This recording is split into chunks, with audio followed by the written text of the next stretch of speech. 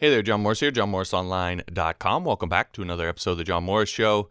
This one I'm going to be answering a question that I got from Sean. He asked me to answer this over on Quora. So the question is this: what's considered an expensive hourly rate for a freelance web designer / front-end web developer? I've seen designers charging upwards of $360 an hour, while I've also seen designers charging downward of $20 an hour. So that's his question. I want to dive into that, and I'm going to talk about, first off, I'm going to talk a little bit about the data and the numbers that I've looked up using Upwork, which is a really good tool for evaluating this sort of thing, since it's the largest freelancing site on the planet. It can give us some good numbers. So we're going to talk about the hard numbers and what tends to be where you get into the more expensive range. We're also going to talk about the difference between the people who charge those high rates versus people who charge the low rates. The difference sort of in the thinking and the approach, and how you can move from being sort of that 20-hour developer designer into that, maybe not the 360, but up into the 100, 150 sort of range developer.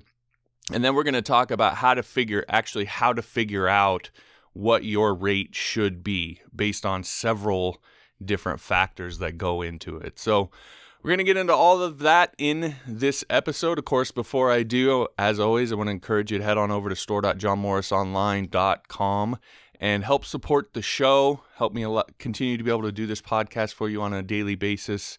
It's something I really enjoy doing, and I think a lot of people get a ton of benefit out of it. So I'd really appreciate you doing that. But also, of course, you're going to get the coding training you need, learning, for example, my Upwork 101 course, which will actually show you how to go on Upwork, especially if you're new and don't have a big portfolio or a big job history and a bunch of testimonials that you can put over there. It'll show you how to actually go on Upwork and be able to get success right from the start, which is one of the things that I think a lot of people who are either new to web development or new to Upwork really struggle with. And so I'm going to show you how, sort of break down how the whole system works and show you how to build your profile so that you can rank over on Upwork and actually have a compelling profile that'll get people to hire you. So stuff like that. Also, my PHP courses and all that sort of thing are over there as well. Again, that's store.johnmorrisonline.com. You can use the coupon code JMO at checkout for 20% off anything in the store. Plus, Udemy links, Skillshare links, if you want to take the courses on those sites, those are over there as well. All right, so with that out of the way, let's go ahead and first dive into these numbers. So if you guys have listened to the podcast for any amount of time, you know I really heavily use the filters over on Upwork when doing searches, which is something I highly recommend that you do. But for this particular search, because I wanted to try and find what would be considered expensive, so we wanted to look sort of towards the top end, the filters I ran are freelancers who have earned 10K plus, their job success score is 90% plus, their rate is above 60 an hour, they're independent, not agencies, 1,000 hours billed or more, and they've been active within the last 2 months. So this should give us a good idea of freelancers in design development that are in sort of that top end, and then we can look at their hourly rates and what they're charging. Now, I didn't click through every page, but I clicked through probably the first 10 or so, and in my particular search, the highest one that I saw was $125 an hour. And I would say, in just my own experience, sort of my anecdotal sort of experience of this industry for the last 12 or so years,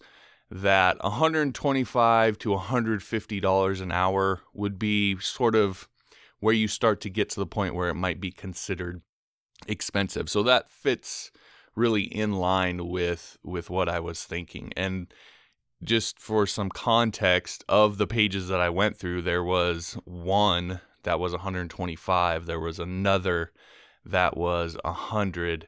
And I would say, if I had to guess, the average or the median where most of them sort of tended to fall would probably be in the $60 to $80 range. And I would say even you could, if you want to get more specific, roughly around $70 an hour is where a lot of the profiles tended to fall.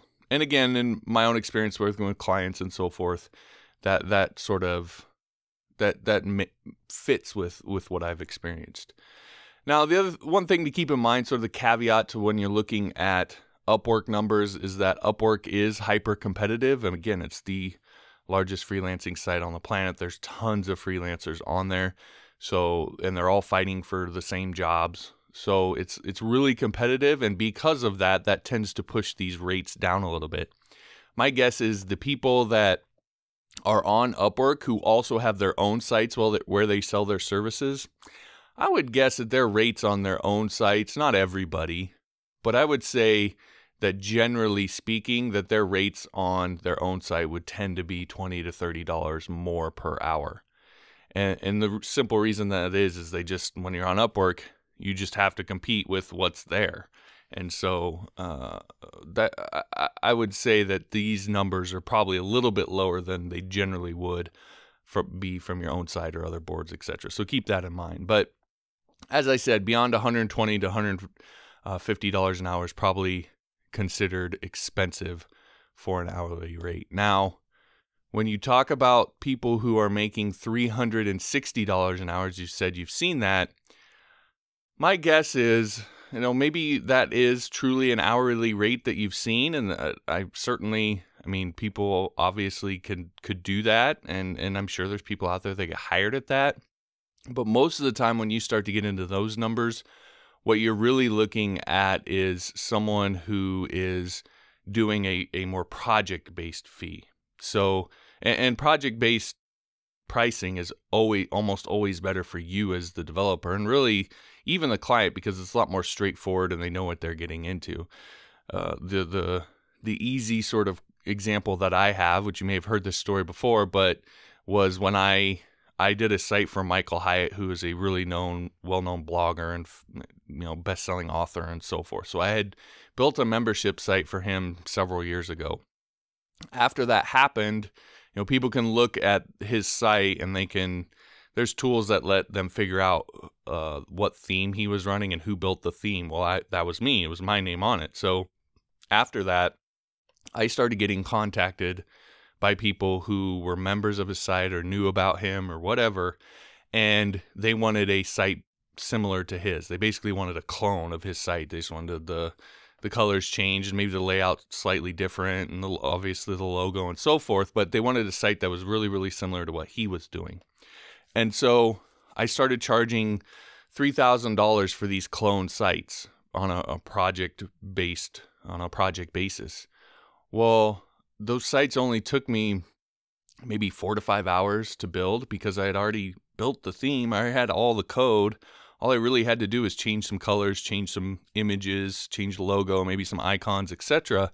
So it was really, really easy. And these were WordPress sites. So it was really, really easy for me to build these sites for them. And so if you look at that rate, I was making $600 to $750 an hour building those sites, but it was because it was on a project basis. So again, a project basis like that almost always works out better for you as the developer if you price accordingly and appropriately and sort of have an idea of how long it's going to take you and so forth. So I would guess that when you're looking at $360 an hour as an hourly rate, that's probably more in a project-based sort of context is where that's coming from. Maybe not, but most of the time when you get up into that area, that's what it's going to be. So that sort of, I think, answers the first question, what's considered an expensive hourly rate and how do you get that high? The other sort of question here is, I've seen designers charging upwards of $360 an hour, while I've also seen designers charging downwards of $20 an hour. There sort of seems to be an implied question of what's the difference between the two, and then overall the implied question of how do I figure out what I'm supposed to charge? So I want to go ahead and answer those questions just to sort of give this the full treatment. So when we talk about what's the difference between someone charging $360 an hour or $125 or $150, whatever it is, versus someone charging $20 an hour, this is something I've talked quite a bit about. And it is the difference between people who play the quality game versus the numbers game on freelancing sites or with their business and so forth. So someone who's charging $20 an hour, or sometimes even less than that, oftentimes what they're doing when they look at, say, Upwork, for example, they think of it as a numbers game, and they're going to go out and apply to as many projects as they can. They're going to do it as quickly as they can, and they're going to copy and paste their proposals to those people. And they're just, if I apply to 100 jobs, maybe I'll get one, and that's how I'm going to get my business and so forth. And you can do that, but the reality is that when you do that, first off, clients know when you're copying and pasting, right? They can pretty much tell because of how many times they've seen it before on sites like this. And so you really start off on a bad foot with your clients. And oftentimes what happens is on their projects, basically everybody that applied is copying and pasting. And so now they're choosing among a number of bad options. And so what they focus on, because they don't tend to see anybody with really high quality in front of them, because everybody can copy and pasted their proposals, what they tend to do is focus on price.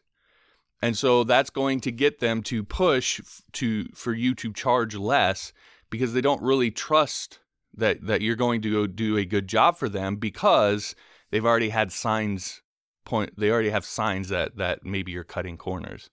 And so again, a lot of times people just play this sort of numbers game, and they will get hired for maybe 1 out of every 100 or so like that, but that becomes a really sort of daunting thing, and they're not making a bunch of money and so forth. And so what I always suggest to people is to play more of a quality game. This is why I talk about how you search for jobs on Upwork and the filters that I mentioned before, how you go about doing that, finding the best jobs, the ones that are most ideal for you, and then bidding, when you bid on those, actually reading through them and replying to them, and the way you talk to your clients and all that sort of stuff. It's getting you to play a quality game. And when you start playing a quality game, that's when you can start getting into those higher levels of charging, into the 70s, the 80s, the 100s, the 125s, and so forth. So, again, when we talk about the difference between the 360 and the 20, that's one sort of part of that. And I think one of the bigger things is understanding that it's not a numbers game, that if you want to play a numbers game, then you're going to get a numbers game, and that numbers game is going to be towards the $20 an hour end.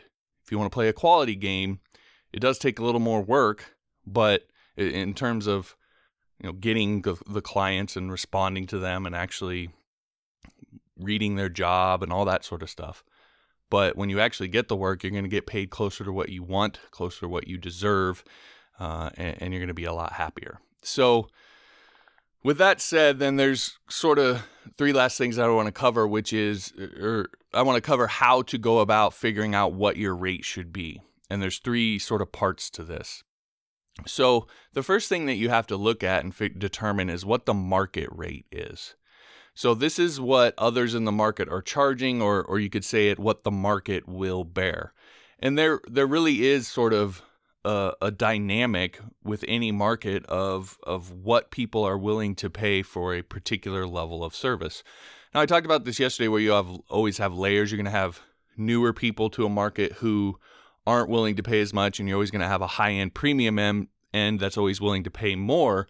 But most of your potential clients are probably going to be in that middle experienced range, where they sort of have an idea of what the market rate should be, of what most people in the market are charging, because they've done their research, they've looked it up. And so you have to figure out, it's not, when we're talking about market rate, you got to let go of all the stuff of what I deserve, what I think it should be, all this sort of thing. You have to figure out in what the potential client in their mind is thinking the number roughly is. So just so you know what they're thinking. Because once you know what they're thinking, then you can use that to be able to, either charge what they're thinking and be right in line with what they're after, so it's an easy sort of sale for them. Or if you're going to charge more, understanding that you have to do things and tell them and sell them on things that are important, that are going to justify you charging more. So you always have to figure out the market rate first. Now, what a lot of people do, and there were people that answered this Quora question over on Quora, and again, I don't want to rag on them or anything too much, but they did tend to do what I'm about to talk about. But what a lot of people do is they just focus on your experience level. And experience level is part of the equation, but it's not the only thing that goes into it. So there are sort of 3 other big factors that I think you should think about beyond just what your skill level is and what you're able to deliver. The first is supply and demand.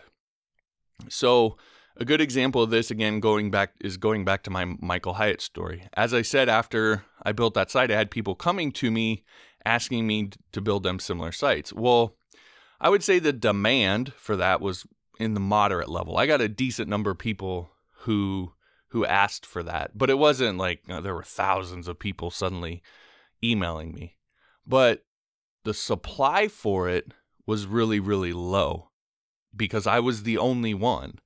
I was the only person in the world who had built that site and knew all the ins and outs of that theme and had the actual code that I could deliver to them. So with the demand at a moderate level and the supply at a really, really low level, that changes sort of the rate dynamic.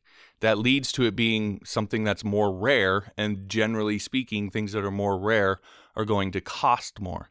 So that's why I was able to get up to the point of charging $600 to $750 an hour through a project-based fee because of the supply and demand dynamics. So what that means for you is you want to analyze your market and look maybe for little areas or little niches where there's a decent amount of demand, but there's not a lot of supply. And if you can find those sort of areas, those can be higher paying areas that you could sort of get into where you're making more money, not necessarily because you're just dramatically more skilled than every other developer out there, but you're making more money because you're doing something that not a lot of people are doing. So that's one factor. Another one is service experience. So whenever I think of this, I think of the fact that I get my haircut at Sport Clips. And if I go to Sport Clips, it's about $5 more per haircut for me to go there. But the reason I go to Sport Clips isn't because it's the lowest price. It's because if you've ever been there, you go in there for a guy who's, sort of, I would say your typical male into sports and this, that, the other. You go in there and they have TVs playing sports, and the people that work there, it's not so awkward. Like they kind of understand that it's going to be, they market their company to more males, and they understand the kind of clientele that they're going to have. And it's not as weird as when like I go to sort of a more regular salon that those tend to be more oriented towards women, I would say. And it just feels a little bit different and weird. So it's just a better experience for me when I go to Sport Clips, and I'm willing to pay the extra money for that. So there's clients in every market out there that you could think of that are willing to do the same, willing to pay a little bit more for a little bit better service experience. So that's another factor that can help you to sort of raise your prices when it comes to what you charge. The last one then is an interesting one to me, and I would call this notoriety or / celebrity. And I think the perfect example of this is sort of the family that everybody loves to hate, the Kardashians. But if you look at it, Kim Kardashian gets paid a boatload of money to show up at different shops or businesses or nightclubs or whatever, because the owners of those nightclubs know, or those businesses know, that when she shows up, she's going to bring a ton of paparazzi with her. It's going to be in the news.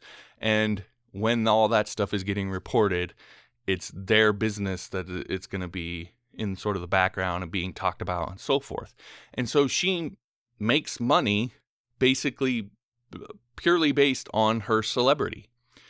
So if someone can make their entire living based solely off their celebrity and has never really done anything, right? She's not an athlete. She's not like a singer.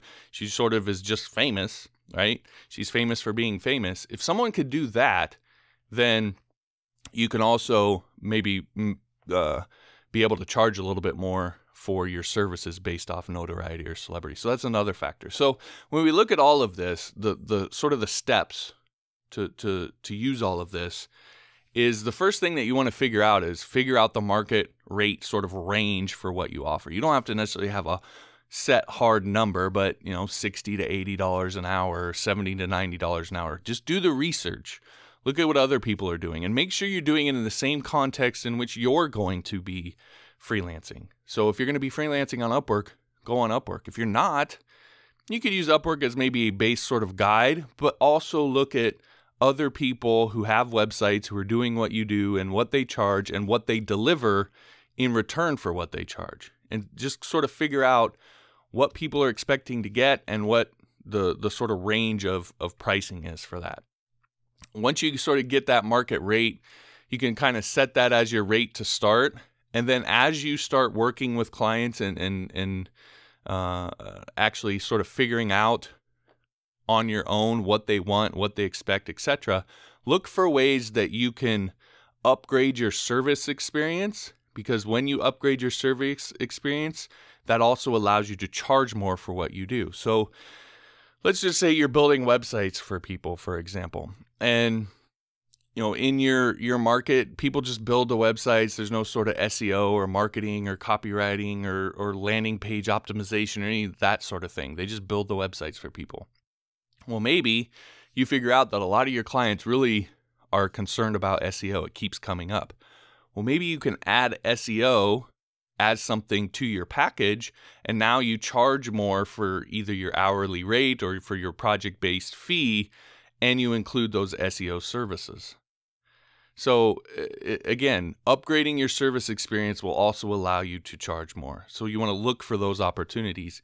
And then finally, if you want, I know a lot of people don't necessarily want to do this, but you can also look for ways that you can do things that will help you gain notoriety. So you could work on a really high profile open source project, right? And maybe get your name among a list of contributors, or maybe at some point become a core contributor. Or maybe you can make your own sort of open source project that becomes really popular and you gain notoriety that way. Or maybe you start a YouTube channel or a podcast and become really big on YouTube and you gain notoriety that way. All those things will allow you to up your notoriety, up your celebrity, and as a result, help you to be able to charge more, because people at that point, they're not just looking for a web developer.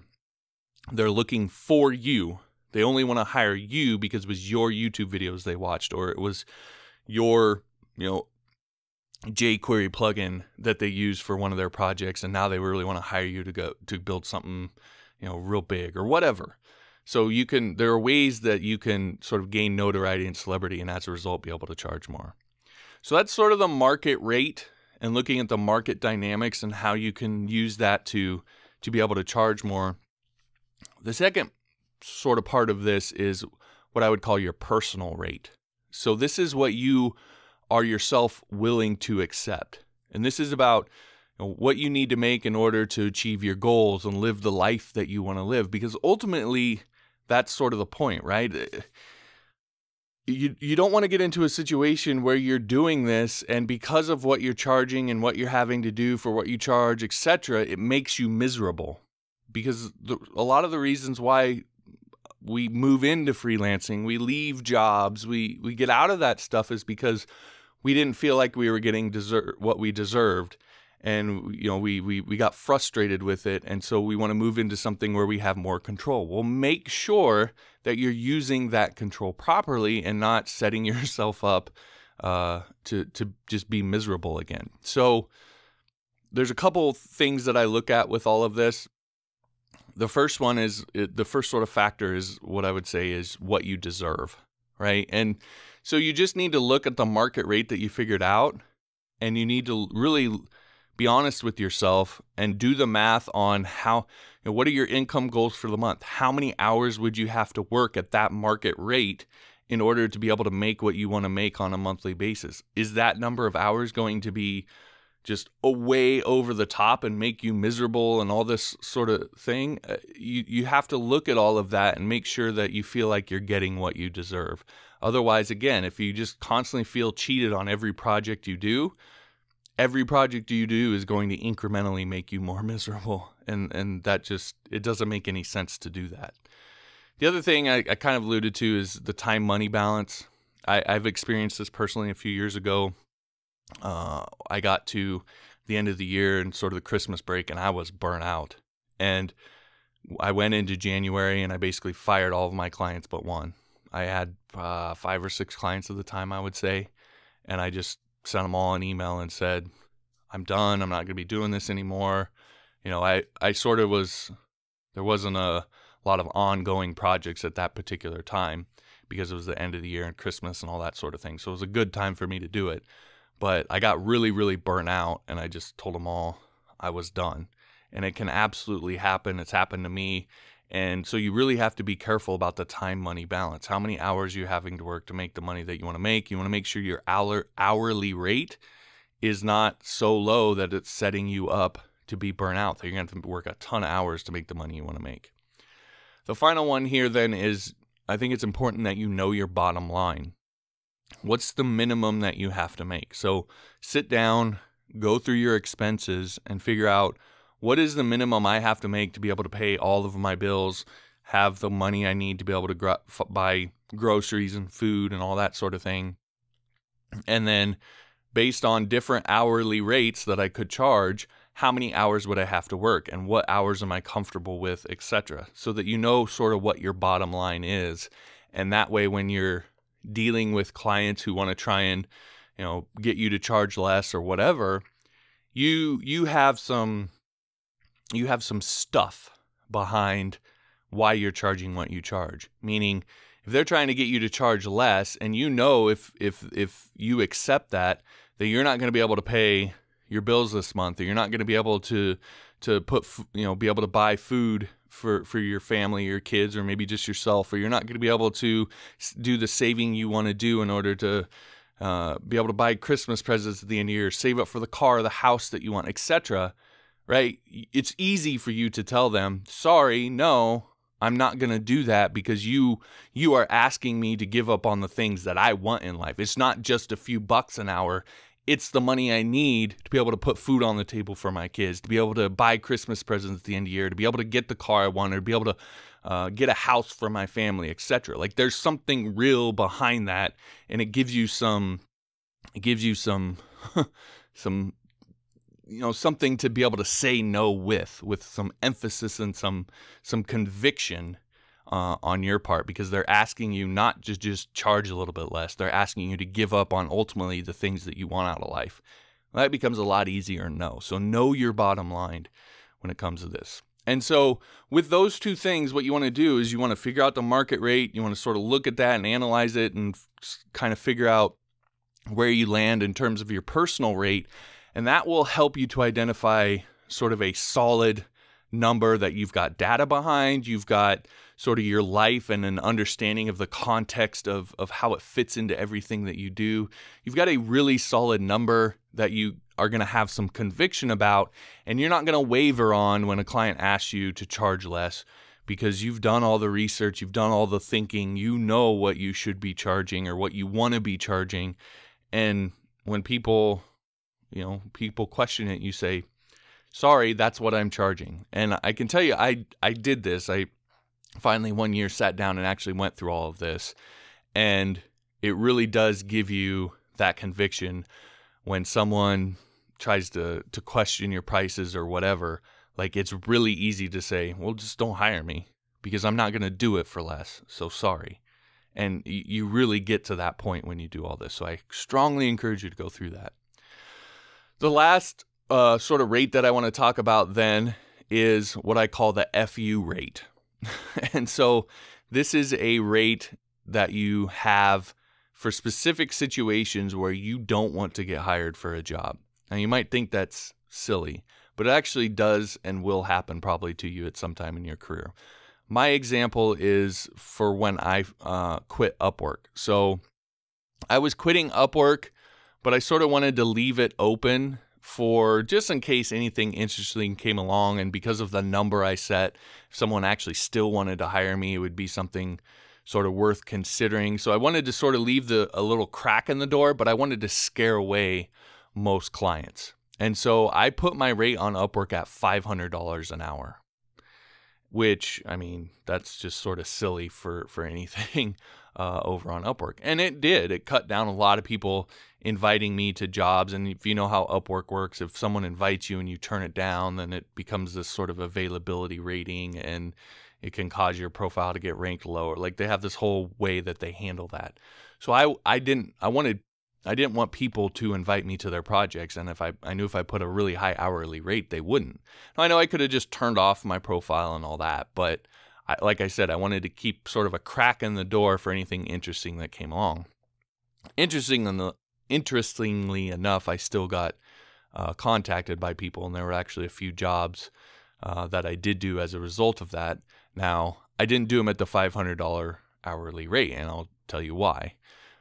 When you do this, what it does is it does two things. A, it does what you want. It scares away the right people that are just looking for the lowest price and this, that, the other. Even people that are just looking for a decent, like normal, regular price. It scares away all those people. And the only people that are really going to contact you when you put up an FU rate like this are people that probably have seen something you've done before, or know you, or got recommended to you, and they really, really want to hire just you. Those are the absolute best clients. That's the cream of the crop. People who know you or have heard about you, and they only want to hire you. Those are the people that, when you put up $500 an hour, are still going to contact you and go, "Are you really charging $500 an hour?"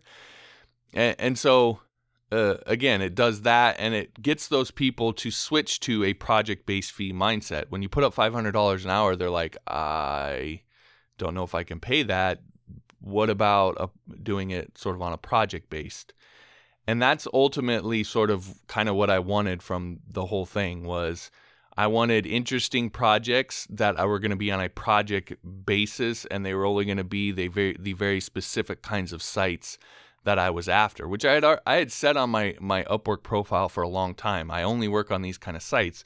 But when you're charging $50 an hour, you'll just get people that'll just invite you. They'll just invite you regardless. When you put up $500 and you say I only work on these type of sites, then people really pay attention to that. So it sort of just puts people in a really, really beneficial mindset for you as the developer. Now, you can only do that if you already have work coming from somewhere else, and you're not expecting to get a ton of work from that particular place where you put up this price, etc. Because you're not, it's not like I had people beating down my door to hire me at $500 an hour, but it does the right things to get people, to scare away the right people, and get only the people that really want to hire you, and to get them thinking on a project basis, which ultimately you'll probably make more money and be happier, etc. So that rate, to figure out that rate, what I do is just 3 to 4 times what your normal rate is. So if you're charging $100 an hour, then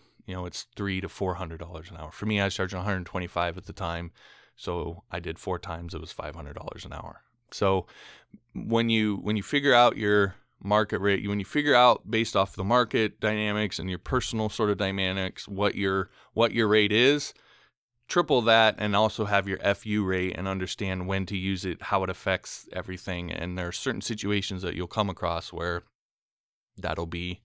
you'll want to use that rate. Or if you get someone who contacts you and they're being sort of a D-bag, and you really don't want to work with them, but you have the feeling if you tell them no that they're going to fly off the handle, because oddly enough, clients do that, which is weird. I've had plenty of clients who just got upset at me because I said, "Oh, sorry, I'm not taking clients right now," and they just fly off the handle. Anyway, you can tell them, "Sure, and my rate is," and you give them your FU rate, and then they're the a-hole for questioning your rate at that point, and it becomes a little bit easier to deal with.